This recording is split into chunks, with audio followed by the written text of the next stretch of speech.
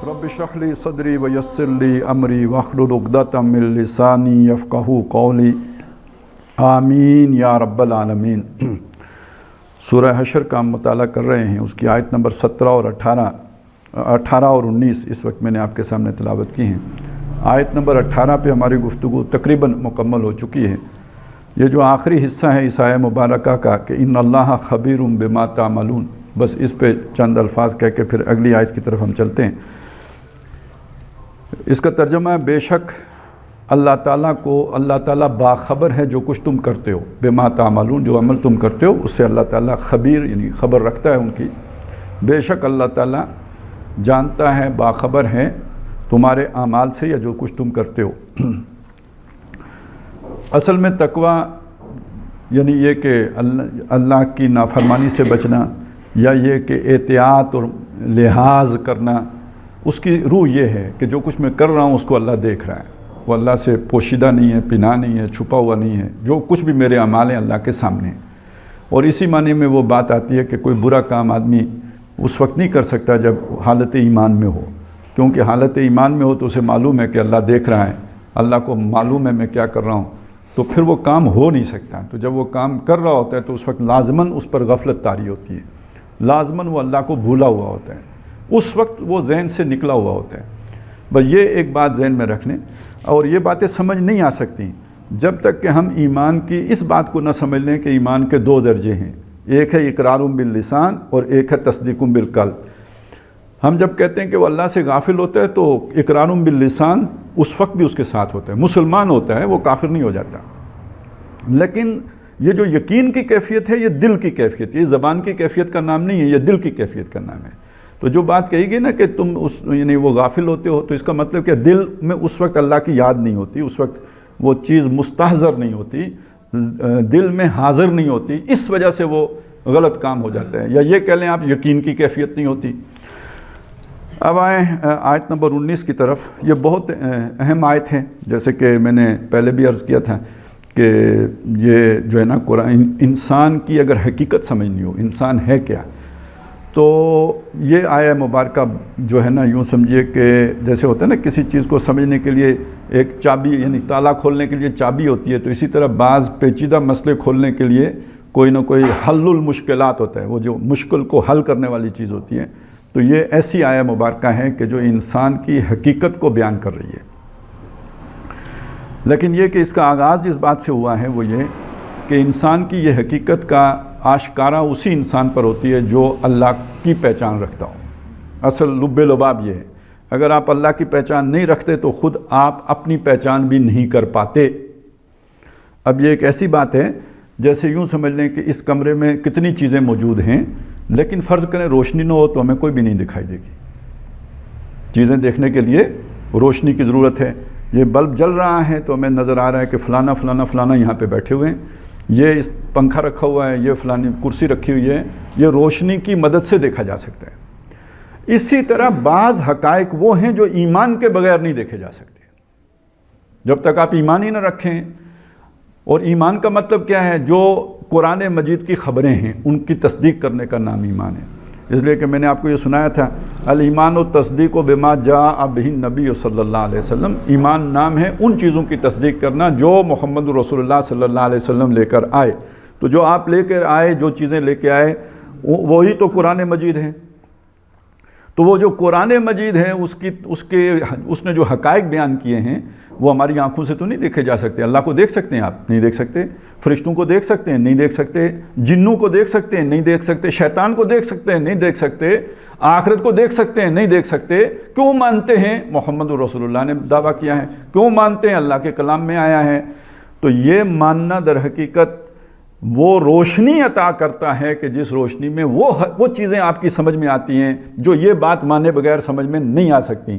जैसे इस रोशनी के बगैर हम एक दूसरे को नहीं देख सकते, इसी तरह इस ईमान की रोशनी के बगैर बहुत से हक़ाइक़ समझ में नहीं आ सकते। इस मानी में कुरान मजीद ने अल्लाह ताला को आसमानों और ज़मीन का नूर करार दिया है। ये मज़मून जो आया है ना, अल्लाहु नूरुस समावाति वल अर्द, अल्लाह आसमानों और ज़मीन का नूर है। اس سے بھی بعض لوگوں نے غلط مطلب لیا کہ شاید یہ جو کچھ بھی روشنی ہے یا یہ جو ہے وہ مراد ہے، یہ مطلب نہیں ہے، اللہ کی ذات زیر بحث نہیں ہے، یہ اللہ کی ذات کی بات نہیں ہوئی۔ اللہ پر ایمان لانے سے وہ نور انسان کو ملتا ہے کہ وہ آسمانوں اور زمین کی حقیقت صحیح مقام سے آگاہ ہوتا ہے۔ اب یہ بات اگر آپ ذہن میں رکھیں تو وہ اقبال کا شعر سنیں کہ گما آباد ہستی میں یقیں مرد مسلمان کا، بیاباں کی شب تاریک میں قندیل راہبانی۔ گما آباد ہستی، یہ آسمان اور زمین کیا ہے؟ یہ ہستی ہے، یہ بینگ ہے، جس کو ہم کہتے ہیں یہ کائنات ہے، کون و مکان، پوری کائنات۔ اس کو قرآن مجید کیا کہے گا؟ آسمان اور زمین۔ یہ قرآن کی اپنی ٹرمینالوجی ہے، جسے ہم کائنات کہتے ہیں اسے قرآن آسمان و زمین کہتا ہے۔ اچھا، اس کو کہا گما آباد۔ گما آباد کیوں کہا؟ یہ فلسفے کا ایک بہت گہرا مسئلہ ہے کہ اگر آپ اسے وجود حقیقی مانیں گے تو یہ دو وجود ہو جائیں گے، اللہ کا وجود اور کائنات کا وجود، تو یہ ثنویت ہو جائے گی، جبکہ اس میں توحید کا تقاضا یہ ہے اس وجود کو ہم وہمی اور گمانی اور جو ہے نا نقلی اور یعنی یوں سمجھیں خیالی مانیں۔ یہ جو کچھ ہمیں نظر آتا ہے بینگ جسے ہم کہتے ہیں، جس کو ہم کہتے ہیں اصل حقیقت یہ ہے مادی وجود، اس ایمانی وجود کے مقابلے میں اس کو غیر حقیقی سمجھیں، اس کو یہ سمجھیں یہ وہم ہے، ایک خیال ہے، یا جیسے کوئی سایہ ہوتا ہے یا جیسے شیشے میں عکس ہوتا ہے، اس طرح کی چیز سمجھیں، اسے حقیقی وجود نہ سمجھیں۔ اب اس لیے اقبال کہہ رہا ہے گما آباد ہستی میں، یہ پورا بینگ جو ہے نا ہمارے خیال میں آباد ہے، حقیقت میں گویا نہیں ہے۔ گما آباد ہستی میں یقین مرد مسلمان کا، یہ جو ایمان ہوتا ہے، یقین مرد مسلمان کا مطلب ایمان، وہ حقائق جو ویسے تو دیکھیں نا آسمان پر تو یقین کافر بھی کرے گا، جو چیزیں موجود ہیں جو آنکھوں سے دیکھی جا سکتی ہیں، کانوں سے سنی جا سکتی ہیں، حواس خمسہ کی گرفت میں آ سکتی ہیں، سائنس ان کو مانے گی یا نہیں مانے گی؟ تو جو سائنٹیفک فیکٹ ہیں ان کو کافر بھی مانے گا۔ تو یقین کس شے کا نام ہے؟ یقین اس شے کا نام ہے جو آنکھوں سے دیکھی نہیں جا سکتی، جو کانوں سے سنی نہیں جا سکتی، جو چکھی نہیں جا سکتی، جو سونگی نہیں جا سکتی، جو چھوئی نہیں جا سکتی، اس شے کو ماننے کو یقین کہتے ہیں۔ وہ کیا ہے؟ وہ وہی امور ہیں جو قرآن مجید ہمیں بتا رہے ہیں، غیب کی باتیں، یؤمنون بالغیب، جو غیب کی باتوں کا یقین رکھتے ہیں، ان پر ایمان لاتے ہیں۔ تو یہ در حقیقت اس کو یہ کہا گما آباد ہستی میں یقین مرد مسلمان کا۔ تو میں یہ کیا کہہ رہا ہوں، اس کائنات کے اندر جو بندہ مومن کا یقین ہوتا ہے، ایمان جسے ہم کہتے ہیں، اس کی حیثیت کیا ہے اقبال کی نظر میں؟ بیاباں کی شب تاریک میں قندیل راہبانی۔ جیسے آپ کسی بیابان، تاریک رات، کالی راتیں، وہ جو پرانی راتیں ہوتی تھیں بجلی آنے سے پہلے، سردیوں کی بڑی بڑی طویل راتیں اور کالی راتیں جنہیں کہتے تھے بزرگ، ان کالی راتوں میں کوئی رات کو سفر کر رہا ہے تو اس کے ہاتھ میں جو مٹھا ہے، مشل، جو کام وہ مشل کرتی ہے اسے راستہ دکھانے میں، اس کائنات کی حقیقت سمجھنے میں وہ کام ایمان کرتا ہے۔ اب وہ روشنی کی بات سمجھ میں آئی؟ اللہ نور السماوات والارض۔ اب یہ شعر ذہن میں رکھ کے ذرا دوسرے شعر کی طرف آ جائیں کہ کافر کی یہ پہچان کہ آفاق میں گم ہے، اور مومن کی یہ پہچان کہ گم اس میں ہے آفاق۔ یہ نقطہ نظر کا فرق ہو جائے گا کہ کافر یہ جو نظر آنے وہمی و گمانی حقائق ہیں، ان کو اصل حقائق سمجھ کر ان کی تفتیش میں اور تحقیق میں لگ گیا ہے۔ اب پی ایچ ڈی ہوتی ہے جی جو ہے نا درخت کی جڑوں پر، درخت کے پتوں پر، نہ معلوم کن کن چیزوں پر۔ اب بندہ جو پی ایچ ڈی کرتا ہے سمجھو آدھی زندگی تو لگاتا ہے نا اس کے اوپر۔ اب سمجھ آئے آفاق میں گم ہے، یہ جو آسمان کی وسعتیں ہیں وہ ناپنے میں لگا ہوا ہے، یہ سب اسے معلوم ہے۔ خالق کی طرف اس کی نظر نہیں جاتی کہ یار یہ اتنا عظیم الشان نظام کس نے بنایا ہے۔ آپ ذرا اس انداز کو دیکھیے، سوچئے، یعنی ہم آج بھی جیسے بت پرستی تھی نا، ہم اسے کہتے ہیں بے وقوفی تھی، اس طرح کی دسیوں بے وقوفیاں آج بھی ہم کر رہے ہوتے ہیں۔ یہ بات کہ ہمیں یہ اگر ہم دیکھیں گے نا، ایک تصویر دیکھیں گے تو خیال آئے گا کس نے بنائی، اچھی بنائی۔ ہم گاڑی دیکھیں گے تو پوچھیں گے بھئی میڈ ان چائنا، جاپان، کیا ہے، کہاں بنی ہے، کس نے بنائی ہے، کون ہے اس کا خالق؟ تو ہم ہمیشہ کوئی بھی شے دیکھ کے خالق کی طرف لازماً انسان کا ذہن جاتا ہے۔ لیکن آپ دیکھیں اتنی وسیع و عریض کائنات، کہتے ہیں بہت اربوں خربوں کہکشائیں ہیں، اتنا کچھ ہے، لیکن یہ کہ کبھی کوئی سوال آیا ذہن میں یہ بنا کیسے، کس نے بنایا، کیوں بنایا؟ نہیں آئے گا۔ یہ اس سوال سے جان بوجھ کے صرف نظر کیا جاتا ہے۔ تو یہ گم پھر کس میں ہو گیا؟ آفاق میں ایسا گم ہوا کہ خالق کا سوال ہی ذہن میں نہیں آیا۔ جب خالق کا سوال ذہن میں آئے گا اور اس تک پہنچ ہو جائے گی، رسائی ہو جائے گی، اب پھر آفاق میں گم نہیں ہوگا، آفاق اس میں گم ہوں گے۔ اب وہ روشنی کا مطلب یہاں پہ تھوڑا سا اور نمایاں ہو گیا، اب وہ ذرا اوپر اٹھ جائے گا، اب وہ چیزوں کو کسی اور نظر سے دیکھے گا، نقطہ نظر کا فرق ہو جائے گا، زاویہ نگاہ کا فرق ہو جائے گا، اس کے نتیجے میں پورا طرز فکر بدل جائے گا، طرز فکر بدلے گا، طرز عمل بدل جائے گا، سوچ بدل جائے گی۔ وہ پہلی جس چیز کو نفع بخش سمجھ رہا تھا اب اسے نقصان دہ سمجھنا شروع ہو جائے گا۔ بہت بڑا فرق واقع ہو جاتا ہے، پہلے زندگی عزیز تھی اب آخرت عزیز ہو جائے گی۔ تو عظیم ترین فرق جو ہے نا انسان کی سوچ میں پیدا ہو جاتا ہے۔ اگر کنٹراسٹ کرنا ہو نا صرف وہ جادوگروں کا کر لیجئے جو موسیٰ علیہ السلام کے مقابلے میں آئے تھے۔ آتے ہی پہلی بات فرعون سے یہ کہی تھی کہ ہم اگر جیت گئے تو پیسے کتنے ملیں گے، ہمارے لیے کوئی اجرت ہوگی یا نہیں ہوگی، ہمیں کوئی انعام ملے گا یا نہیں ملے گا۔ کیا سوچ تھی؟ وہی سوچ جو ہماری سوچ ہے۔ جو ہی حقیقت کھلی، آنکھ حقیقت کی کھل گئی، اب جب فرعون کے مقابلے میں اس نے کہا میں تمہاری ٹانگیں کاٹ دوں گا، میں تمہیں سولی دے دوں گا، میں تمہارا یہ کر دوں، یعنی جتنی بھی تھریٹ سمیش کر دوں گا، جو جیسے آج ہم کہتے ہیں، جو جب یہ چیزیں آئیں انہوں نے کہا کوئی پرواہ نہیں، انما تقضی فی ہذہ الحیات الدنیا، تم اس دنیا ہی، یہ وہمی خیالی گمانی، اس دنیا ہی کا فیصلہ کرو گے نا، چند روزہ زندگی، فقض ما انت قاض، کر جو تجھ سے ہوتا ہے۔ ہم تو اب ہمارا ویژن ہی بدل گیا ہے، ہمارا نقطہ نظر ہی بدل گیا، ہماری سوچ ہی بدل گئی ہے، ہم اس دنیا سے آگے دیکھنا شروع ہو گئے ہیں، تو ہمیں تو وہاں کی کامیابی چاہیے، یہاں کی تو کامیابی ناکامیاب کوئی مسئلہ ہی نہیں رہا۔ اتنا عظیم انقلاب، اس کے لیے کوئی نہ انہیں تپسیاں کرنی پڑی، نہ جا کے جنگل میں بیٹھ کے کوئی جو چلے کاٹنے پڑے، نہ کوئی اور کسی قبر میں گھس کے چلہ کچھ نہیں، ادھر کھڑے کھڑے ہی یہ عظیم انقلاب پیدا ہو گیا، ایک ہی مجلس کے اندر ہو گیا، اور کتنا بڑا فرق پیدا ہو گیا۔ یہ ایمان کا فرق ہے، یہ وہ روشنی ہے کہ جب ملتی ہے تو پھر انسان کے نقطہ نظر کے اندر یہ تبدیلی لے کے آ جاتی ہے۔ تو بیاباں کی شب تاریک میں قندیل راہبانی، اور کافر کی یہ پہچان کہ آفاق میں گم ہے، پیسہ ملے، یہ ملے، کیریئر بنے، یہ فائدہ ہو جائے، یہ میری جو ہے نا وہ کاروبار جم جائے، آفاق میں گم ہے۔ اور مومن کی یہ پہچان کہ گم اس میں آفاق، وہ بے نیاز، اب اسے کوئی نہ لٹنے کی فکر، نہ کچھ چھن جانے کی فکر، لٹانے کے لیے بلکہ تیار، تو بچا بچا کے نہ رکھ اسے، تیرا آئینہ ہے وہ آئینہ کہ شکستہ ہو تو عزیز تر ہے نگاہ آئینہ ساز میں، یہ بہت بڑا فرق واقع ہو جائے گا۔ تو اب یہ اس چیز کو ذہن میں رکھیں۔ اب اس آیت کو پڑھیں، فرمایا وَلَا تَكُونُوا كَالَّذِينَ نَسُوا اللَّهَ، مت ہو جاؤ ان لوگوں کی طرح کہ جو اللہ کو بھول گئے۔ یہ نس اللہ جو ہے یہ نون سین اور یہ ہے جس سے نسیان بنتا ہے، ہمارے ہاں استعمال ہوتا ہے، نسیان کا شکار ہو گیا تھا فلانا بندہ، نسیان یعنی بھول گیا، نسیہ بھول جانا، تو یہ جو ہے نا نسیان، یہ بھول چوک جو ہوتی ہے وہ نسیان، یعنی جو ہم کہتے ہیں نا چیز یاد نہیں رہی تو اسے کہتے ہیں نسیان ہو گئی۔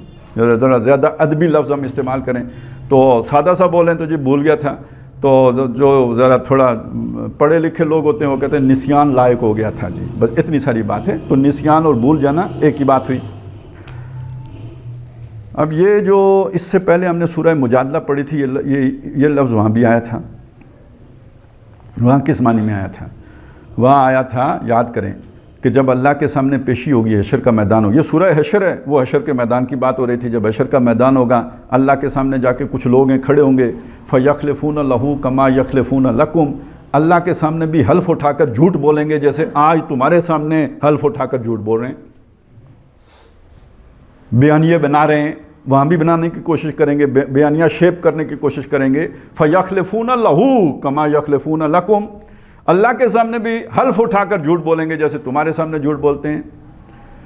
اور وَيَحْسَبُونَ أَنَّهُمْ عَلَىٰ شَيْءٍ، وہ گمان یہ کر رہے ہوں گے، سمجھ یہ رہے ہوں گے ان کی بات کے اندر وزن ہے۔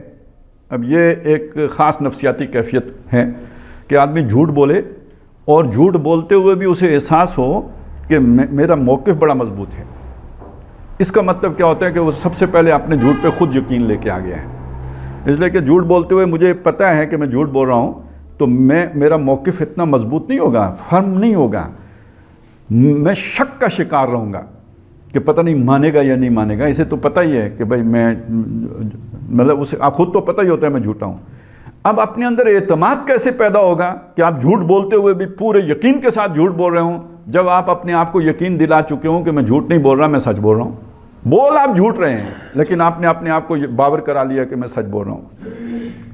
تو جھوٹا آدمی سب سے پہلے دھوکہ کس کو دے رہا ہوتا ہے؟ اپنے آپ کو، کہ وہ پہلے اپنے آپ کو یقین دلاتا ہے کہ میں سچ بول رہا ہوں، حالانکہ وہ جھوٹ بول رہا ہوتا ہے. یہ اس کی کیفیت بن جاتی ہے، اسی لیے تو وہ جھوٹ پہ ڈٹ جاتا ہے اور کھڑا ہو جاتا ہے اور پوری ڈھٹائی سے بولتا ہے کہ وہ اپنے آپ کو یقین دلا چکا ہے کہ وہ، یعنی سب سے پہلے اپنے جھوٹ کا شکار وہ خود ہوتا ہے اس جھوٹ کو سچ سمجھ کے. اب جب وہ اس جھوٹ کو سچ سمجھ لیتا ہے تو وہ یہ سمجھتا ہے کہ دوسرے کو بھی سمجھنا چاہیے. وَيَحْسَبُونَ أَنَّهُمْ عَلَىٰ شَيْءٍ، سمجھیں گے یہ کہ کسی شے پر ہیں. مطلب کیا؟ ہمارے موقف کے اندر جان ہے، ہمارا بیانیہ ایسا ہے جو چلنا چاہیے، ہمارے بیانیے پہ یقین کرنا چاہیے، ہمارا بیانیہ مان لینا چاہیے. اکثر جھوٹے بندوں کو غصہ بہت جلدی آتا ہے. آپ ذرا تھوڑا سا کرے دیں نا، کراس کوسچننگ کریں، ایک دم بھڑکیں گے، غصے میں آئیں گے. اور ویسے اگر وہ آپ کے بزرگ ہوں یا کوئی شان رکھنے والے ہوں، یعنی عزت دار سمجھے جاتے ہوں، تو وہ پھر اس کے بعد اپنی پوری شخصیت کا وزن ڈالیں گے اپنی بات کے پیچھے. میں جھوٹ بول رہا ہوں. اب یہ بات کہنے کا کیا مطلب؟ آپ سچ بول رہے ہیں، سچ ہی بول رہے ہوں گے، لیکن جب آپ پر کوسچن ہوا ہے تو اس کا جواب آنا چاہیے. جب آپ کوسچن ہوئے ہیں تو اس کے نتیجے میں آپ کو دلیل لے کے آنا چاہیے، ثبوت پیش کرنا چاہیے. یہ تو کوئی بات نہیں، میں جھوٹ بول رہا ہوں، اس کا مطلب یہ ہے کہ اب آپ اپنا جو ہے نا شخصیت کا زور لگا کر اپنی بات منوانا چاہ رہے ہیں. بات کے اندر کوئی اتنا وزن ہے نہیں. یہ اگر آپ تقابل کریں، بڑا پیارا تقابل ہے سورہ یوسف میں، کہ یوسف علیہ السلام کے بیٹے، اچھا ان بیٹوں کو کوئی عام دنیا دار بیٹوں پر قیاس نہ کہ یہ نبی کے، یہ ذہن میں رکھیں وہ نبی کے بیٹے، عام بیٹے نہیں ہیں، ان کے اندر نیکی ہے اور یعنی ہم سے بہت بہتر تھے وہ اس وقت بھی. لیکن وہ ایک کام الٹا کر کے آ گئے، بھائی کو اپنی طرف سے جو ہے نا وہ پہلے قتل کرنے کی کوشش کی، پھر یہ کہ وہ کنویں میں ڈال کے آ گئے. اب جھوٹ کر کے آئے، آ کے باپ والد صاحب کے سامنے جھوٹ بولا اور آ کے یہ روتے ہوئے آئے، مطلب جھوٹ کا سین بنایا پورا. دیکھیں اب رونا ایسے آتا ہے بندے کو. انہوں نے اپنے اوپر پوری کیفیت طاری کی ہوگی کہ بھائی ہمارا جو ہے نا وہ جو غم ہوتا ہے بھائی کا، وہ طاری کیا اوپر، تب رونا آیا نا. ایسے تو رونا نہیں آتا. تو رو کے بھی دکھایا ابا جی کو. جا اباہم عشاء یبکون، والد کے پاس آئے عشاء کے وقت، رات گہری ہو کے روتے ہوئے. اچھا رات بھی گہری اس لیے کر کے آئے کہ وہ ذرا ان کی باڈی لینگویج سے نہ پتہ لگے، جو رات ہوگی تو پتہ نہیں لگے گا، تو بس وہی آؤ بکا سے کام چل جائے گا. اب انہوں نے ابا جی سے جب بات کی اور وہ قمیض بھی لے آئے جس پر وہ اعلیٰ قمیص ہی بدمن کذب، جھوٹا خون لگا کے لے آئے، پورا ایک سین کریٹ کیا انہوں نے. تو جب انہوں نے یہ بات کی نا کہ اسے بھیڑیا کھا گیا، تو اگلی بات کیا کی؟ وما انت بمؤمن لنا، ابا جی آپ ہماری بات کا یقین تو نہیں کریں گے. وَلَوْ كُنَّا صَادِقِينَ، اگر ہم سچے بھی ہوں، وَلَوْ كُنَّا صَادِقِينَ، اگر ہم سچے بھی ہوں آپ ہماری بات کا یقین تو نہیں کریں گے. اب اصل میں پہلے ہی سے یہ بنیاد رکھ دی کہ ہماری بات کا اگر آپ نے یقین نہ کیا تو ہمیں تو پہلے سے پتہ ہے آپ ہمارا اعتبار ہی نہیں کرتے. یہ پریشرائز کرنے کی ٹیکٹس تھی. لیکن تھے جھوٹے. جب سچے تھے، یعنی جب بنیامین کو واقعی روک لیا مصر والوں نے، وہ تو یوسف ہی تھے روکنے والے، ان کو تو نہیں پتہ نا کس نے روکا، وہ تو یہی سمجھے کہ پولیس نے پکڑ لیا، چوری کے مقدمے میں پھنس گیا. اب جب آ کے والد صاحب کو بتایا کہ دیکھیں پہلا بھی بیٹا ہے، یہ بھی بیٹا ہے، اس وقت جھوٹ کر رہے ہیں تو یہ انداز اختیار کیا، جب سچے ہیں تو کیا انداز اختیار کیا. اس وقت یہ نہیں کہا کہ آپ ہماری بات کا یقین نہیں کریں گے، اس وقت دلیل دی. پہلی بات یہ کہی، انہوں نے کہا کہ دیکھیں ابا جی ما شہدنا الا بما علمنا، ہم وہی گواہی دے رہے ہیں جو ہم نے دیکھا. وما كنا للغیب حافظین، غیب کی باتوں کا ہمیں نہیں پتہ، اندر خانے کیا ہے ہمیں نہیں پتہ. اوپر ہم نے جو دیکھا وہ یہ ہے کہ آپ کے بیٹے نے ان ابنا کا سرق، آپ کے بیٹے نے چوری کی ہے. غیب کی باتوں کا ہمیں پتہ نہیں، گواہی ہم وہ دے رہے ہیں جو ہماری آنکھوں نے دیکھا. اور سنیے اگلی بات، فَصَلِ الْقَرْيَةَ الَّتِي كُنَّا فِيهَا، اس قبیلے، اس قافلے والوں سے، اس بستی والوں سے پوچھئے جس میں ہم تھے، جہاں یہ واقعہ پیش آیا، جا کے ان سے پوچھ لیجئے کیا ہوا. وَلِيرَ الَّتِي كُنَّا فِيهَا، ان قافلے والوں سے پوچھ لیجئے جن کے ساتھ ہم نے سفر کیا. وہ گواہ، یہ ہمارے پاس سارے ثبوت موجود ہیں، آپ ان سے پوچھئے. وَإِنَّا لَصَادِقُونَ، ہم سچے ہیں.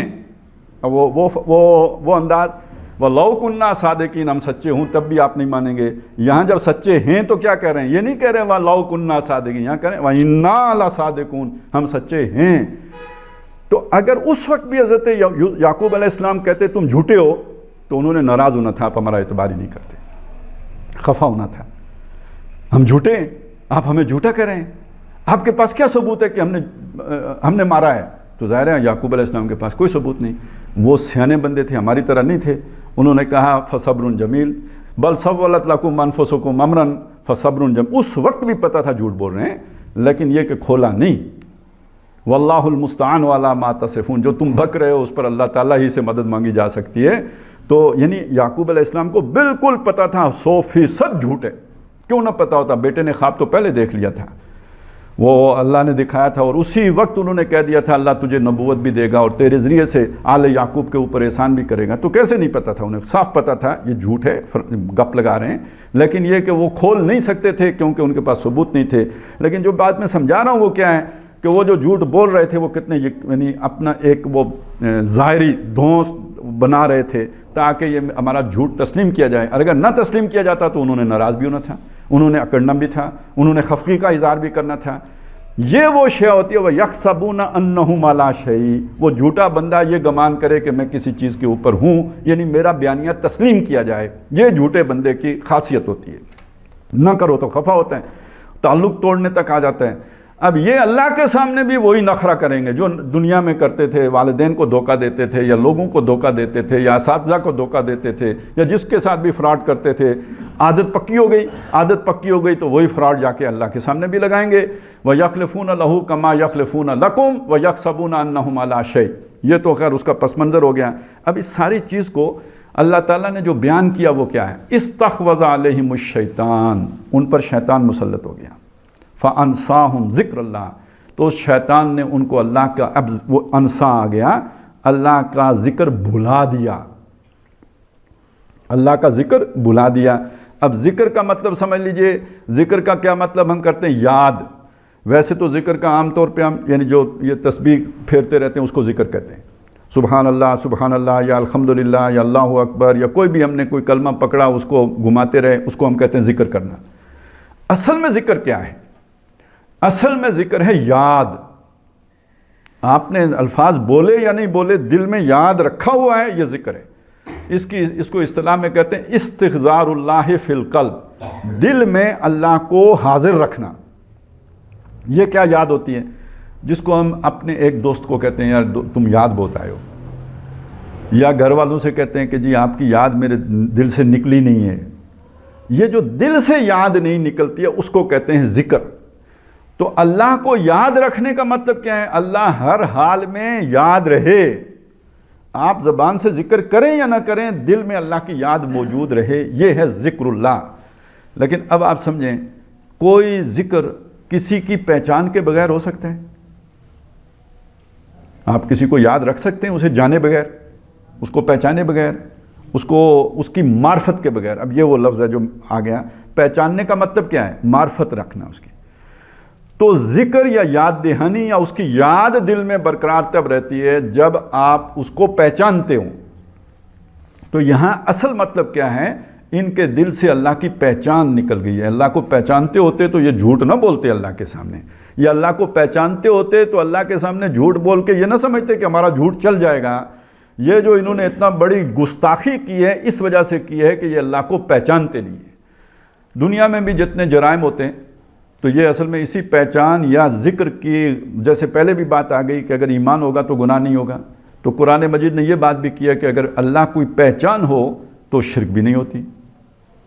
ما قدر اللہ حق کا قدری، یہ شرک میں اس لیے مبتلا ہوئے کہ انہوں نے اللہ کو نہیں پہچانا جیسے کہ اللہ کو پہچاننے کا حق تھا۔ اگر اللہ کی پہچان ہوتی انہیں، یہ کبھی شرک نہ کرتے، اللہ کے برابر کسی کو کر ہی نہیں سکتے تھے۔ اس لیے کیا ہے کہ یہ اللہ کو جانتے نہیں، اور عام جو مخلوق ہے اس کو اٹھا کے اللہ کے برابر کر دیا، اس وجہ سے کہ اللہ کی معرفت ان کو حاصل نہیں ہے۔ تو یہاں پہ یہ جو بات آئی نا، نس اللہ، اللہ کو بھول جانا، یعنی اللہ کی یاد سے غافل ہو جانا، یعنی اللہ کی معرفت سے غافل ہو جانا، اللہ کی پہچان نہ کر سکنا۔ بہت بڑا سوال یہ کھڑا ہو گیا کہ اللہ، دیکھیے یہ ایک بہت بڑا مسئلہ ہے۔ جو لوگ ایجوکیشن سے وابستہ ہیں، نظام تعلیم سے، وہ سمجھ سکتے ہیں کہ آپ کسی ایسی شے کی کہ جس کا تخیل اور جہاں تک سوچ پہنچ ہی نہ سکے اس کا تعارف نہیں کرا سکتے، ان نون۔ تو کسی ان ناؤن شے کو آپ کسی ناؤن شے کے ذریعے جو معلوم شے ہوتی ہے اس کے ساتھ جوڑ کے ہی تو سمجھا سکتے ہیں، اس کے بغیر نہیں سمجھایا جا سکتا. یہ ایک بہت بڑا مسئلہ ہے. اب دیکھیں اللہ تعالیٰ کی ذات، بات آ گئی پہچان کی، تو پہچان ہم کریں کیسے اللہ کی؟ نہ کبھی دیکھا نہ دیکھ سکتے ہیں.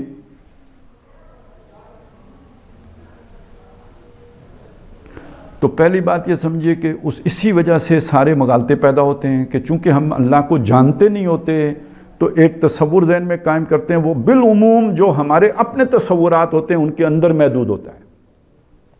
یہ میری بات اگر آپ سمجھنا چاہیں، میں ایک بہت یعنی نبی صلی اللہ علیہ وسلم سے بھی تقریباً کوئی 2500 سال پہلے ایک جو ہے نا تقریباً یوں سمجھیے 1200 سال پہلے 1300 سال پہلے ایک فلسفی گزرا، اس کا ایک قول تھا. یہ سقراط وغیرہ سے پہلے کی بات ہے. اس نے ایک قول اس کا نقل ہوا ہے جو ہے نا اس میں فلسفے کی کتابوں میں آتا ہے. اس نے ایک دعویٰ کیا تھا، اس نے کہا کہ اگر گھوڑے اور گدھے کوئی خدا کا تصور کر سکتے ہوتے تو اپنی جیسی کسی شخصیت کا تصور کرتے. یعنی گھوڑا گھوڑے جیسا، گدھا گدھے جیسا. وہ کیا سمجھانا چاہتا ہے؟ انسانوں نے جو خدا کے تصور بنائے ہیں اپنے ہی جو بھی شخصیت ہے اس کو سامنے رکھ کر گڑھے ہیں. اب اس کا حل کیا ہے؟ اس کا حل ہے ہمیں قرآن مجید اللہ کا ایک تعارف کرا رہا ہے اور اللہ کے اسماء و صفات کے حوالے سے کرا رہا ہے. دیکھیں اسماء و صفات کیا ہیں؟ اللہ سنتا ہے. اچھا سننے کے تصور سے ہم واقف ہیں، میں بھی سنتا ہوں، آپ بھی سنتے ہیں، ہم سب سنتے ہیں، تو سننے کی کچھ سمجھ میں آتی ہے. اللہ دیکھتا ہے، اچھا یہ تصور بھی ہم جانتے ہیں. تو اسی لیے ہم کہتے ہیں کہ آمنت باللہ، میں ایمان لایا اللہ پر، کما ہوا باسمائہ و صفاتہ، جیسے وہ اپنے اسماء و صفات سے ظاہر ہے. تو ہم اللہ کی پہچان کر سکتے ہیں، اس کی ذات کی پہچان نہیں کر سکتے. اس کو ہم اتنا جان سکتے ہیں جتنا اپنے اسماء و صفات کے ذریعے سے اس کا تعارف ہمارے سامنے آیا ہے. اور وہ تعارف کس نے پیش کیا ہے؟ قرآن مجید نے پیش کیا ہے. یہ میں نے تھوڑی سی تفصیل آپ کے سامنے اس لیے رکھی. ہم میں سے بھی اکثر و بیشتر جو ہم اللہ کو مانتے ہیں تو ہم نے اپنا ایک خدا بنا کے اس کو ماننا شروع کر دیا ہوا ہے. میں درخواست کروں گا آپ سے کہ ذرا اس تصور سے ہٹ کر جو قرآن نے اللہ کا تعارف کرایا ہے اس کو سمجھیں. غفور ہونے کا مطلب کیا ہے، رحیم ہونے کا مطلب کیا ہے، سمیع ہونے کا مطلب کیا ہے، لطیف ہونے کا مطلب کیا ہے، متکبر ہونے کا مطلب کیا ہے، العزیز ہونے کا مطلب کیا ہے، خبیر ہونے کا مطلب کیا ہے. یہ جو اللہ کی مختلف صفات آئی ہیں ان کے ذریعے سے اللہ کو پہچانے، وہ اللہ ہوگا جو قرآن مجید میں جس کا تعارف آیا ہے. نہیں تو ہم اپنی کسی تصور کو اپنا خدا بنا کے بیٹھ جائیں گے، ما قدر اللہ حق قدری کی بات ہو جائے گی. اس کے ساتھ بہت سی مغالطے بھی آ جائیں گے کیونکہ ہمارا اپنا بنایا ہوا ہوگا. لہذا اس کے ساتھ ہم وزیر صاحب بھی جوڑ دیں گے، مشیر صاحب بھی جوڑ دیں گے، کوئی انداتا بھی جوڑ دیں گے، کوئی جو ہے نا وہ حاجت روا بھی جوڑ دیں گے، کوئی اس کے ساتھ شیخ صاحب بھی جوڑ دیں گے. اس تک پہنچنے کے لیے کسی سیڑھی کی بھی ضرورت محسوس کریں گے اور اس کے بغیر اس تک پہنچ نہیں سکتے. ذریعہ چاہیے، وسیلہ چاہیے، پتہ نہیں کیا کیا. جو یہ ساری جو مصیبتیں آئیں گی یہ صرف اس لیے آئیں گی کہ ہم اس اللہ کو نہیں جانتے جس کا تعارف محمد رسول اللہ نے کرایا. ہم نے خود ایک بنایا اور اس کو قیاس کیا کسی بادشاہ کے اوپر، کوئی ڈی سی صاحب کے اوپر، کسی وزیر اعظم کے اوپر. پھر ان تک جانے کے جتنے ذریعے ہوتے ہیں وہ ہم نے ادھر بھی ڈھونڈنے چاہے کہ اللہ تک پہنچنے کے لیے یہ ذریعوں کے بغیر تو نہیں پہنچا جا سکتا. ڈی سی صاحب تک جانے کے لیے سفارش چاہیے تو اللہ کے پاس جانے کے لیے بھی سفارش چاہیے. وہ بے شک کہتا رہے کہ تم مجھے پکارو میں تمہیں جواب دوں گا، ہمیں یقین ہی نہیں آئے گا کہ وہ ہم اتنے گناہ گار وہ ہماری بات سنے گا. یہ ہے مسئلہ کہ ہم اس اللہ کو نہیں پہچان پاتے یا نہیں پہچاننے کی کوشش کرتے جس کا تعارف محمد رسول اللہ صلی اللہ علیہ وسلم نے قرآن مجید کے ذریعے سے کرایا ہے. اس سے بڑے مسئلے کھڑے ہوتے ہیں. اس کا نتیجہ یہ نکلتا ہے کہ اللہ کی حقیقت سے غافل ہو جاتے ہیں. جب غافل ہوتے ہیں تو پھر مسئلے وہ سارے کھڑے ہوتے ہیں. اچھا غافل کیا چیز؟ اچھا نہیں، ایک مسئلہ بھی رہا، میں نے شروع یہاں سے کیا تھا. یہ جو ایک ایسا اندیکھا تصور، اس کو پہچاننے کا ایک ذریعہ تو یہ بنا، لیکن یہ جو ذریعہ بنا اس ذریعے کو قرآن مجید کہتا ہے یہ اللہ کی نشانی ہے. یہ بڑی خاص بات ہے. یہ کیا ہے جی؟ یہ آیات قرآنیہ ہیں. آیات جمع ہے آیت کی. آیت کا مطلب کیا ہوتا ہے؟ نشانی. نشانی کا کام کیا ہوتا ہے؟ میں اور آپ دوست ہیں، آپ نے مجھے نشانی دی اور بیروٹ چھوڑ کے آپ ہجرت کر کے ہمیشہ ہمیش کے لیے جاپان چلے گئے. 5 سال گزرے، 10 سال گزرے، 20 سال گزرے، میں آپ کو بھول جاؤں گا یا نہیں بھول جاؤں گا؟ بھول جاؤں گا. لیکن آپ جاتے ہوئے مجھے کوئی انگوٹھی دے گئے تھے، کوئی نشانی چھوڑ گئے تھے، وہ کہیں گھر رکھی ہوئی تھی، کسی الماری میں پڑی ہوئی تھی، اچانک کوئی میں کاغذ اور ڈھونڈ رہا تھا، بیچ سے وہ سامنے آ گئی، جو ہی وہ نشانی میں دیکھوں گا آپ یاد آ جائیں گے یا نہیں یاد آ جائیں گے؟ نشانی کا کام یہ ہوتا ہے کہ جس کی نشانی ہے اس شے کو دیکھ کر وہ جس نے نشانی دی ہے وہ یاد آ جائے. اب آپ ذرا اس کو دیکھیں، قرآن مجید کی یہ آیات کیا ہیں؟ نشانیاں. کس کی نشانیاں؟ اللہ کی نشانیاں. میں نے آپ سے کہا تھا کہ ہمیں کائنات تو نظر آتی ہے، خالق کائنات نظر نہیں آتا. اس پوری کائنات کو اللہ کیا کہتا ہے؟ ان فی خلق السماوات والارض واختلاف اللیل والنہار لآیات لأولی الالباب. یہ آسمانوں اور زمین کے بنانے میں اور دن اور رات کے الٹ پھیر میں نشانیاں ہیں ان لوگوں کے لیے جو عقل مند ہیں، اولو الالباب ہیں، لب والے ہیں، مغز والے ہیں، ان کے لیے نشانیاں ہیں. اس کا مطلب یہ ہے کہ پتا دیکھ کے بھی خدا یاد آنا چاہیے، اس کا مطلب یہ ہے پتھر دیکھ کے بھی خدا یاد آنا چاہیے، اس کا مطلب یہ ہے پانی دیکھ کے بھی خدا یاد. یہ ساری جو میرے آگے نشانیاں پھیلی ہوئی ہیں، کھول آنکھ، زمین دیکھ، فلک دیکھ، فضا دیکھ، مشرق سے ابھرتے ہوئے سورج کو ذرا دیکھ، اور افلا ینظرون الی الابل کیف خلقت والی السماء کیف رفعت والی الجبال کیف نصبت والی الارض کیف سطحت. آنکھ اٹھا کے آسمانوں کو دیکھو، دائیں بائیں کھڑے پہاڑوں کو دیکھو، زمین بچھی ہوئی دیکھو، یہ سب دیکھ کے یہ کوئی یاد آیا کہ نہیں یاد آیا؟ فذکر. اب یہ ذکر کی بات یاد سے جڑ گئی. یہ نشانیاں دیکھ کر یاد کدھر جانی چاہیے؟ وہ جو کوئی ہے اس کی طرف، جو خالق ہے، جو مالک ہے، جو مصور ہے، جس نے یہ کائنات بنائی ہے.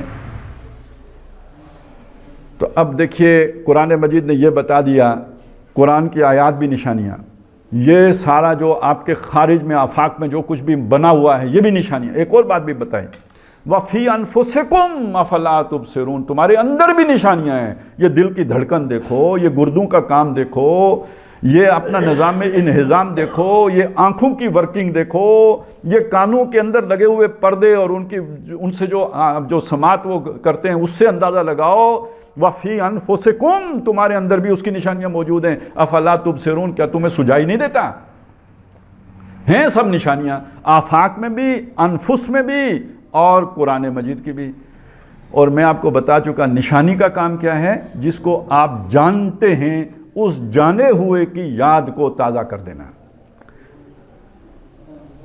دوبارہ میرا جملہ سنیے، اگر آپ کو غلط لگے ابھی ٹھیک کیجئے. نشانی کا مطلب ہوتا ہے کسی نئی شے کا تعارف کرانا. نشانی کا کام نہیں ہے.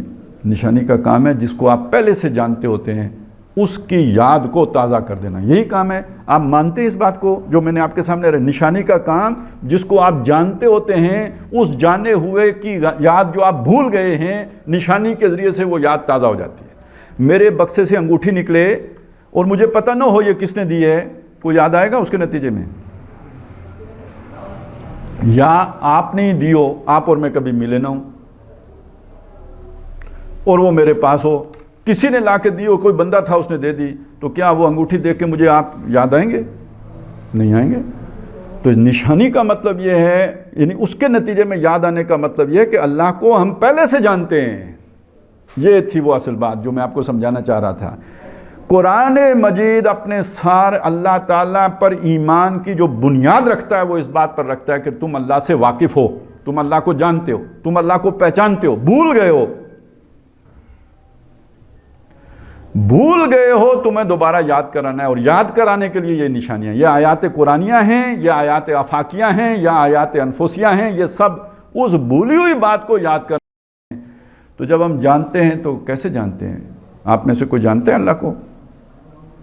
نہیں جانتا. جب ہم اس طرح کریں گے تو ہمیں یہی سمجھ آئے گی کہ ہم نہیں جانتے.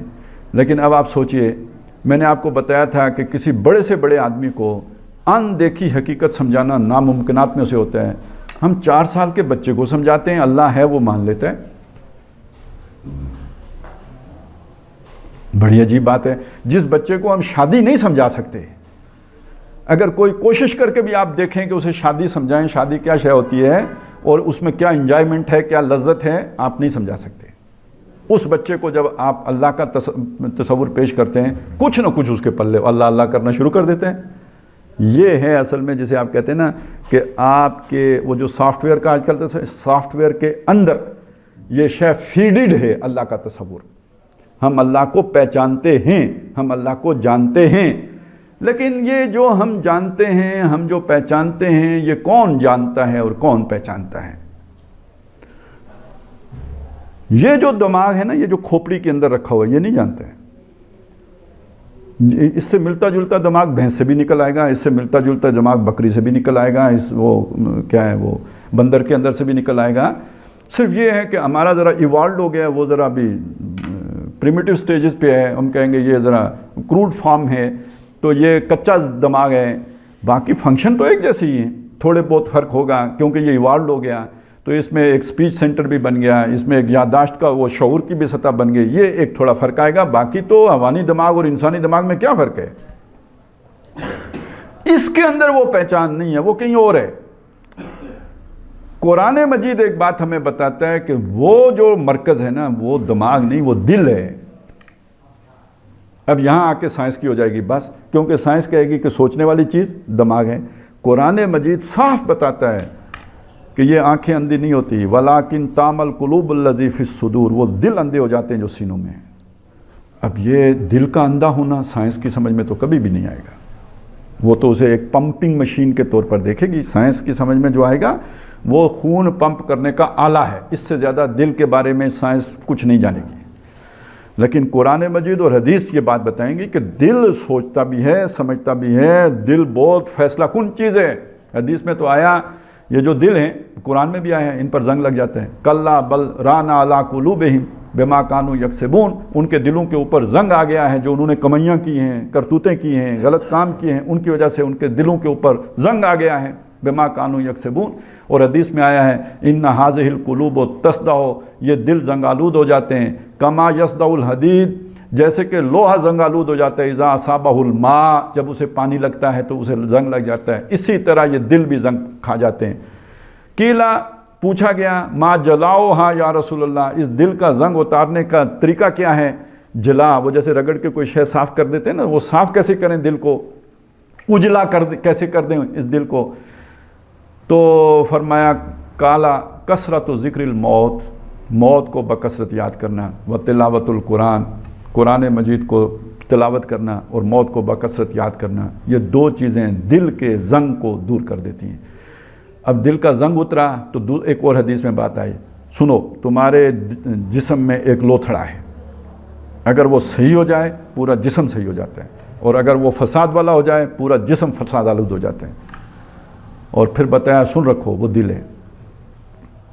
تو گویا ہماری اخلاقی زندگی ساری کی ساری کا دار و مدار قلب کے اوپر ہے, دل کے اوپر ہے. اگر وہ زنگ آلود ہو, ساری زندگی ٹیڑھی, کریکٹر ٹیڑھا ہو جائے گا. اور اگر وہ جو ہے نا صاف ہو, مزین ہو, اجلا ہو, دھلا ہوا ہو, زنگ سے پاک ہو, اس کی جلا ہوئی ہو, تصفیہ ہوا ہو, صفائی ہوئی ہو, تو اب وہ دل جو ہے وہ صاف ستھرا دل, وہ پورے کردار کو صاف اور درست اور سیدھا اور مزین کر دے گا. تو معلوم ہوا کہ وہ جو سینٹر ہے نا, یہ اللہ کی پہچان کا جو وہ انسٹال کیا گیا ہے نا سافٹ ویئر, وہ دماغ میں نہیں کیا گیا ہے, وہ دل میں کیا گیا ہے. اس سافٹ ویئر کو قرآن کی اصطلاح میں روح کہتے ہیں. دیکھیں, اب پھر یہ غلط فہمی ہے. ہم عام طور پر یہ سمجھتے ہیں کہ روح کہتے ہیں جان کو. روح کسے کہتے ہیں؟ جان کو. جان نکلنے کو کہتے ہیں روح نکل گئی. دیکھیں, جان نکلنا ایک علیحدہ چیز ہے, روح نکلنا ایک علیحدہ چیز ہے. اس کے میں آپ کو یوں سمجھا دوں کہ روح صرف انسان میں ہے, اور جان ہر جاندار میں, ہر حیوان میں ہے, ہر ذی جان میں جان ہے, لیکن ہر ذی جان میں روح نہیں ہے. روح صرف انسان میں ہے. اور انسان میں یہ روح کب ڈالی جاتی ہے؟ آدم علیہ السلام کو بنا کر, ہم نے یہ سمجھا کہ وہ شاید گارے سے بنا کر کھڑا کر کے پھر پھونک ماری تو وہ روح اس میں چلی گئی, جان کوئی کیمانی میں لیا نہیں. آدم علیہ السلام کو پوری طرح وہ چلتے پھرتے تھے, اب ان میں روح ڈالی, اس کے بعد سجدہ کرنے کو کہا. اس لیے کہا جاتا ہے کہ سجدہ آدم کے ڈھانچے کو نہیں کیا گیا, اس روح ربانی کو کیا گیا جو اس کے اندر پھونکی گئی تھی. فَإِذَا سَوَّيْتُهُ وَنَفَخْتُ فِيهِ مِن رُوحِي، جب میں اسے پوری طرح بنا چکوں اور اس میں اپنی روح میں سے پھونک چکوں، فَقَعُوا لَهُ سَاجِدِينَ، تو اس کے آگے سجدے میں گر پڑنا۔ یہ بات میں نے اتنے اعتماد سے کیسے کہہ لی کہ روح زندہ جاوید آدم میں ڈالی گئی؟ اس لیے کہہ لی کہ نبی صلی اللہ علیہ وسلم نے فرمایا کہ انسان 40 دن تک رحم مادر میں نطفے کی صورت میں رہتا ہے، پھر وہ علقہ کی صورت اختیار کرتا ہے، پھر وہ مضغہ بنتا ہے، پھر اس کے بعد فرشتہ آتا ہے اور اس میں روح ڈالتا ہے۔ یہ حدیث بالکل صحیح حدیث موجود ہے حدیث کی کتابوں میں۔ اب جن لوگوں کو تھوڑا سا بھی بیالوجی کا پتہ ہے انہیں پتہ ہے کہ جاندار تو وہ تو سپرم بھی جو ہے وہ جاندار ہے۔ وہ جو نطفہ بنا، نطفۃ امشاجن، وہ ادھر سے جو عورت کی طرح سے بیضہ آیا، ادھر مرد کا یہ جو مل کے جو شے بنی نطفۃ امشاجن، وہ بھی جاندار ہے۔ جاندار نہیں ہو تو اس کی سٹیج کیسے تبدیل ہوگی، اس میں نشو و نما کیسی ہوگی، وہ اس سے آگے علقہ کیسے بنا؟ علقہ بنا اس کا مطلب ہے جاندار ہے، جان اس میں موجود ہے۔ مضغہ بنا، اگلی سٹیج پہ چلا گیا، نشو و نما ہوئی اس کے اندر، تو سائنٹیفکلی وہ جاندار ہے، جان اس میں موجود ہے۔ روح اس کے بعد جا کے فرشتے نے ڈالی ہے۔ اب اس کو ذہن میں رکھیں، میں کچھ اور آیتیں آپ کو سناؤں، اس سے آپ کو سمجھ آئے گی۔ سورہ اعراف میں ایک واقعے کا ذکر ہے، الست بربکم، کیا میں تمہارا رب نہیں تھا؟ قالوا بلا، انہوں نے کہا ہاں آپ ہمارے رب ہو۔ یہ اللہ کی پہچان جو میں نے کہا نا ہمارے دل میں ہے، سافٹ ویئر، یہ وہ پہچان ہے جو اس دن ہمیں کرا دی گئی تھی، ہم نے اللہ کو مان لیا۔ یہ ہمارے شعور کی سطح پہ نہیں ہے، لیکن ہمارے سافٹ ویئر میں بلٹ ان موجود ہے، اس وجہ سے وہ بچہ بھی اللہ کو پہچان لیتا ہے۔ دوسری بات کہ سورہ انعام میں اور سورہ کاف میں ایک مضمون آیا ہے، مضمون آخرت کے بارے میں ہے۔ جب آخرت میں کھڑے ہوں گے اللہ کے سامنے تو اللہ تعالیٰ فرمائیں گے لَقَدْ جِئْتُمُونَا كَمَا خَلَقْنَاكُمْ أَوَّلَ مَرَّةٍ، ہم تمہیں دوبارہ لے آئے نا جیسے ہم نے تمہیں پہلی مرتبہ پیدا کیا تھا۔ کیا مطلب ہوا اس بات کا، پہلی مرتبہ پیدا کرنے کا؟ دیکھیں، جب اللہ نے پوچھا تھا الست بربکم تو سب انسان موجود تھے، آدم علیہ السلام سے لے کے تا صبح قیامت جتنے انسانوں نے آنا ہے سب کے سب موجود تھے، تو اللہ نے پوچھا تھا الست بربکم۔ اب حشر کے میدان میں پھر سب انسان موجود ہوں گے، وہ سارے کے سارے۔ اللہ کہہ رہا ہے واپس لے آئے نا جیسے ہم نے تم سے پہلی مرتبہ تمہیں کھڑا کیا تھا۔ آج سارا دوبارہ وہی اسمبلی ہے، وہی اجتماع ہے، وہی حاضری ہے، جو حاضری اس دن تھی وہی حاضری آج ہے۔ اب اس سے آگے الفاظ بڑے زبردست ہیں، وَتَرَكْتُمْ مَا خَوَّلْنَاكُمْ مِنْ وَرَاءِ ظُهُورِكُمْ وَرَاءَ ظُهُورِكُمْ، اور تم چھوڑ آئے نا جو خول ہم نے تمہارے اوپر چڑھایا تھا اپنی پیٹھوں کے پیچھے۔ اب یہ خول کو سمجھ لیں، خول کیا ہے؟ ایک وہ روح ہے جس نے اللہ کو وہاں دیکھا، پہچانا، اس کے دل میں اس کی ایک پہچان آ گئی۔ ایک ہماری یہ باڈی ہے، یہ یہاں بنی، یہ وہاں نہیں تھی، یہ جسم وہاں نہیں تھا، اور یہ جسم آخرت میں نہیں ہوگا۔ آخرت میں نیا جسم ملے گا، یہ جسم نہیں ہوگا، یہ جسم یہاں ختم ہو جائے گا، مٹی میں مل کے مٹی ہو جائے گا۔ آخرت میں نیا جسم ملے گا۔ یہ جسم دھوپ ایک خاص حد تک تمازت برداشت کر سکتا ہے، اس سے زیادہ برداشت نہیں کر سکتا۔ وہ سوے نیزے پہ سورج برداشت کر لے گا، تو یہ والی فزیک تو نہیں ہوگی، وہ کوئی اور ہی ہوگی۔ یہ جسم آگ میں ڈالیں ایک دفعہ مر جائے گا، ختم۔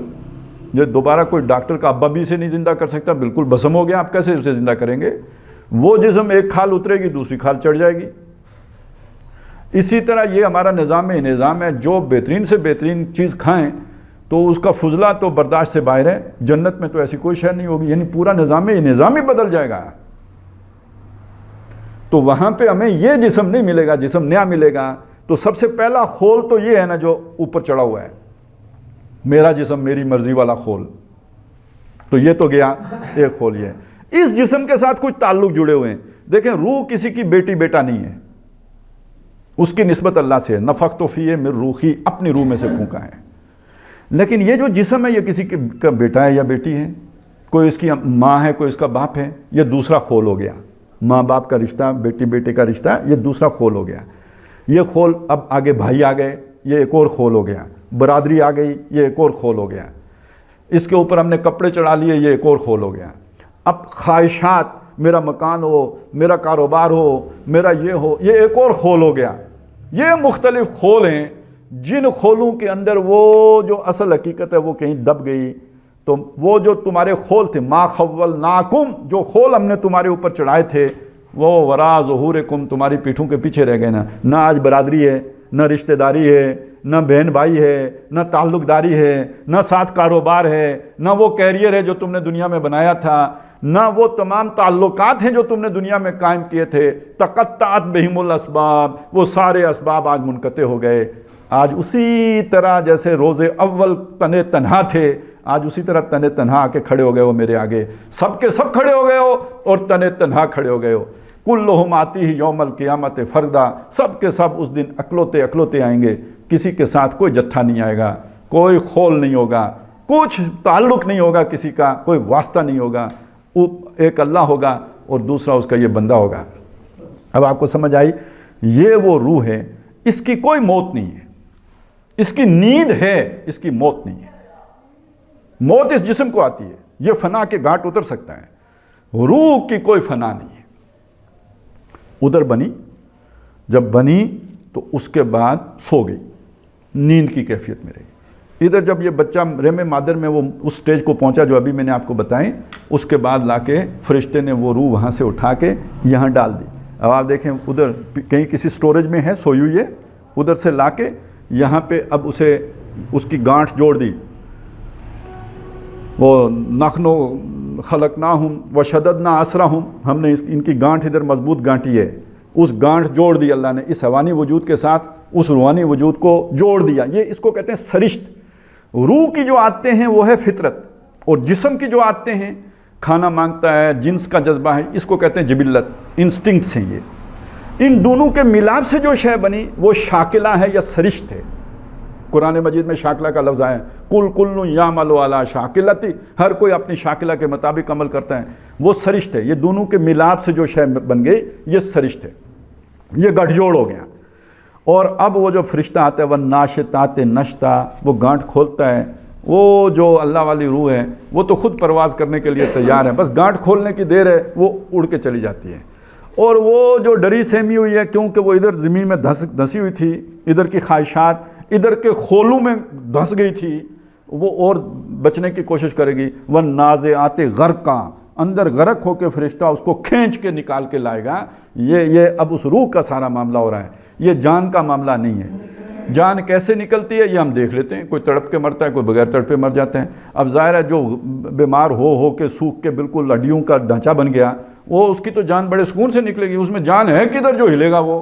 اور ایک ہٹا کٹا جوان ہو، وہ میدان جنگ میں داد شجاعت دیتا ہوا اس کی جو ہے نا گردن اڑ جائے، وہ تو شہید ہوا ہے، لیکن جان تو بڑے عذاب سے نکلتی نظر آئے گی۔ وہ تڑپے گا، وہ پتہ نہیں مرغ بسمل کی طرح جو ہے نا وہاں پہ وہ خاک و خون میں غلطیدن ہوگا تو اس کی جان نکلی، ہمیں لگے گا کہ بڑا تکلیف میں اس کی جان نکلی ہے۔ تو یہ اصل میں جان نکلنے کا عمل ہے، اس کا انسان کے شعور کے ساتھ کوئی تعلق نہیں ہوتا، آدمی کو کوئی پتہ نہیں ہوتا کیا ہو رہا ہے۔ وہ جو عذاب کی کیفیت ہے یا تکلیف کی کیفیت ہے جو حدیثوں میں آئی ہے، وہ روح نکلنے کا عمل ہے، جس کا ہم مشاہدہ نہیں کر سکتے، جو ہمارے سامنے نہیں ہوتا۔ یہ ہماری بس باتیں ہیں کہ چہرہ اچھا ہے یا یہ ہے یا بگڑا ہوا ہے، وہ جو بیچارہ جتنی مصیبت میں گزر کے تکلیفیں جھیل کے مرا ہوگا تو اس کا چہرہ اتنا ہی اترا ہوا ہوگا، جس کا وہ کچھ تو ابھی بہتر تھا تو وہ بہتر لگے گا۔ یہ کوئی اتنی بڑی باتیں نہیں ہوتی، اصل بات یہ ہے وہ روح کیسے نکلی وہ ہمیں نہیں پتہ، عذاب سے نکلی یا تسلی سے نکلی وہ ہم نہیں جانتے، وہ ایک علیحدہ بات ہے۔ اس روح کا تعلق اللہ کے ساتھ ہے، وہ اللہ کو پہچانتی ہے۔ اور غافل کیوں ہو جاتے ہیں اللہ سے؟ یہ جو ہمارے جسم کے تقاضے ہیں یہ اللہ سے غافل کر دیتے ہیں۔ اب یہ جسم کے تقاضے کیا ہیں؟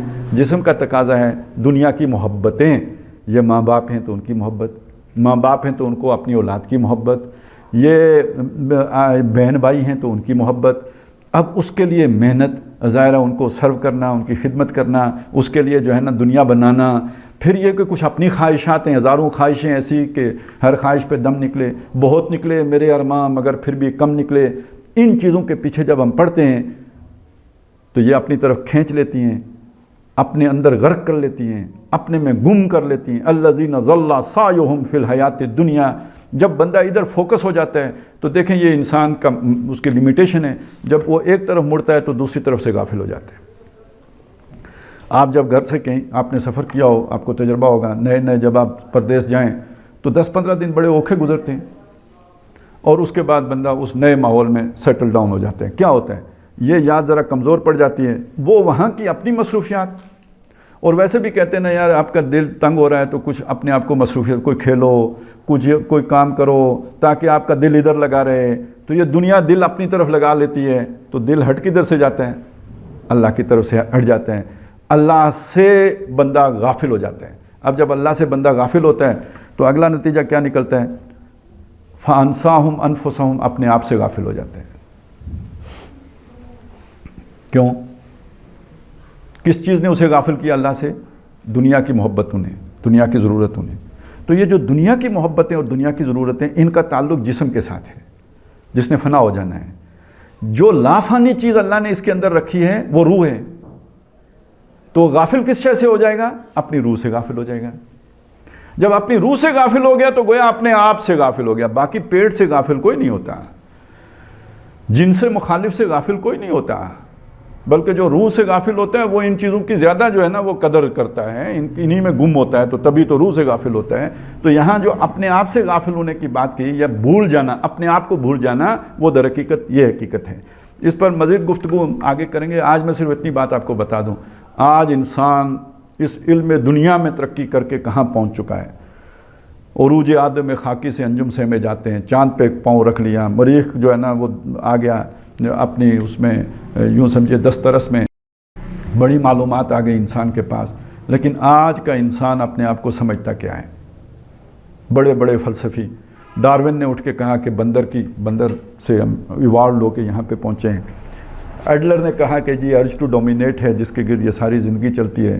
مارکس نے کہا نہیں، پیٹ نہ ہون روٹیاں تو ساریاں گلاں جھوٹیاں، تو اصل مسئلہ تو پیٹ کا ہے، باقی سارا اس کے تھلے ہے۔ وہ فرائیڈ اٹھا، اس نے کہا جی سارا اصل مسئلہ تو سیکس کا ہے۔ تو اب یہ سب کیا ہے؟ یہ سب حیوانی جبلتیں ہیں یا نہیں ہیں؟ یعنی آج انسان نے اپنے آپ کو حیوان کے طور پر تسلیم کر لیا ہے کہ میں بھی ایک حیوان ہوں۔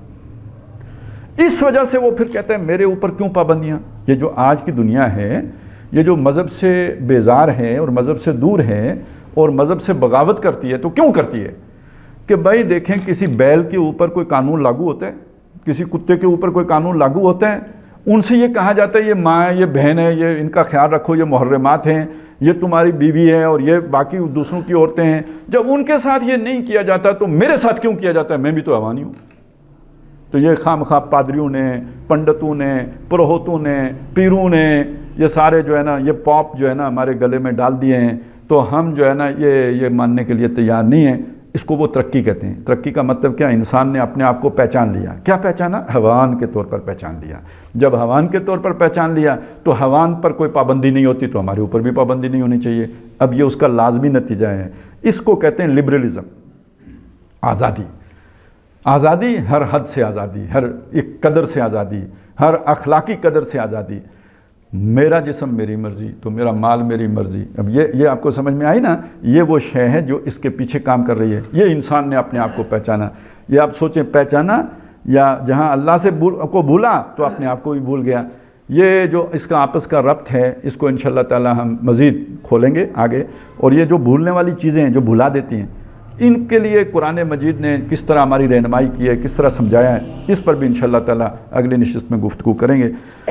یعنی وہ اسی آیت پر ہماری بات چیت جو ہے وہ جاری رہے گی۔ بارک اللہ لی و لکم فی القرآن العظیم و نفعنی و ایاکم بالآیات و الذکر الحکیم۔